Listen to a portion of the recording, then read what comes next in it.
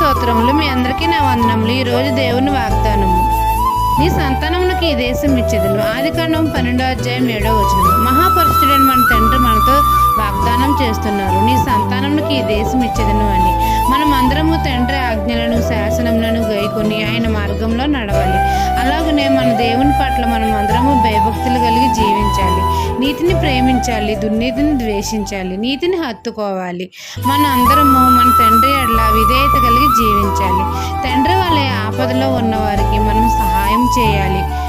అందరితో సమాధానం కలిగి జీవించాలి. మనం అందరము అనుదినము ప్రార్థనా జీవితం కలిగి జీవించాలి.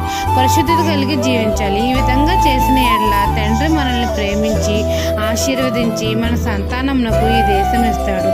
మన పిల్లల్ని ఆశీర్వదిస్తాడు. ఈ దిన వాగ్దానం మీ నా జీవితంలో నెరవేరాలని కోరుకుంటూ దేవుని